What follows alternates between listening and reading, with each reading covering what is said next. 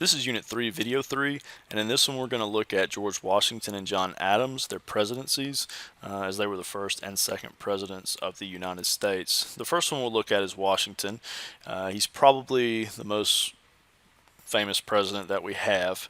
After serving as commander-in-chief of the Revolutionary War, Washington became the first president of the new United States of America.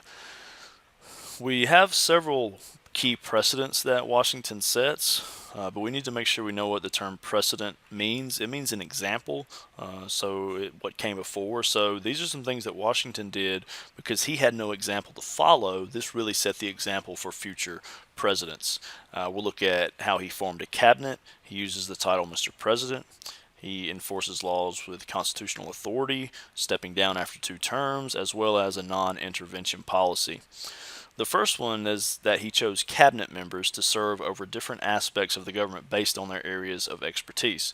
So the Secretary of War, for example, would have extensive military background. The Secretary of the Treasury would have extensive finance and economic background. So he chose people who were experienced in those particular fields.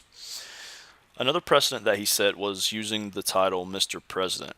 He didn't want to go by His Excellency or Majesty. He wanted to convey that he was equal with all citizens. And really, this is once again Americans trying to pull away from that king and queen idea. The third was how Washington used federal laws and executed federal laws in the Constitution, was how he reacted to the Whiskey Rebellion. This was an example of where Pennsylvania farmers were protesting a tax on liquor, and Washington used federal troops. He actually got on a horse himself and rode out to western Pennsylvania and helped put down the rebellion. So it showed that the Constitution was strong enough to deal with this type of rebellion, as the Articles of Confederation had proved too weak in Shays' Rebellion. The Constitution proved strong enough in the Whiskey Rebellion. The fourth thing, the original Constitution had no term limits for a president. Today, there is a constitutional amendment that sets that to 2 terms. Washington, however, chose to step down after his second term, and every president until FDR in 1940 followed that example that Washington set. In Washington's farewell address, he warned the country really of 2 things. The first, he said, do not form political parties because they'll tear the nation apart, and we have not done a great job of that. And the second, he said, do not get involved in foreign alliances, something we have also not kept as a nation. So those were the 2 things that Washington really talked about during his farewell address. Here you can see a picture on the left. This is his presidential portrait, and then on the right, this is a painting of Washington getting troops together to go put down the Whiskey Rebellion. So what were the major precedents set by Washington during his presidency? There were several. He stepped down after 2 terms. He took a non-interventionist approach. He used the title Mr. President. He formed a cabinet. So several of those things that we looked at. And then also an example of Washington executing federal laws while he was president. And the best example of that is how he put down the Whiskey Rebellion. That's specifically on the standards, and so that will be a key that you'll want to make sure you have there. Our second president and Washington's vice president is John Adams. Washington won both of his elections by a unanimous electoral college number. Adams, on the other hand, defeats Thomas Jefferson by 3 electoral votes, 71 to 78. The most controversial aspect of Adams's term was the passage of the Alien and Sedition Acts. These laws required the naturalization process to go from 5 to 14 years for immigrants. So it took 14 years to become a naturalized citizen of the United States. That was the alien part of the Alien and Sedition Act.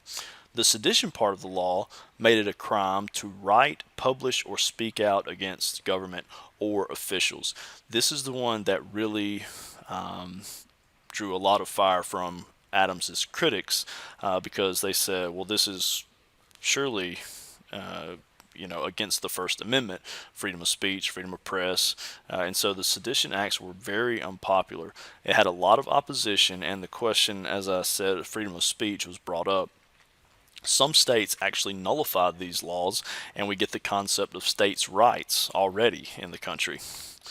Because of the unpopular Alien and Sedition Acts, as well as some economic trouble, Adams's chances of re-election were pretty low in 1800.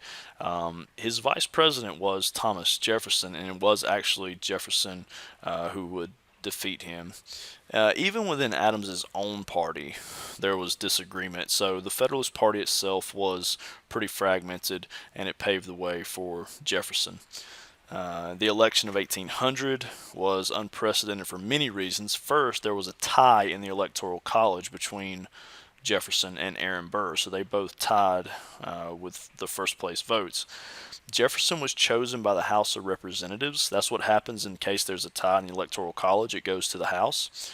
For the first time in U.S. history, a president from a rival political party took power.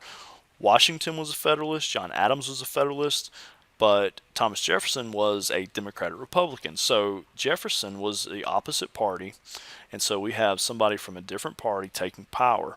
People were concerned that this would not be peaceful. However, it was extremely peaceful, and it showed that the U.S. was strong enough to endure such a change. Jefferson actually calls it the Revolution of 1800 because of this peaceful turnover of power. So your questions here ask, what did the Sedition Acts prohibit?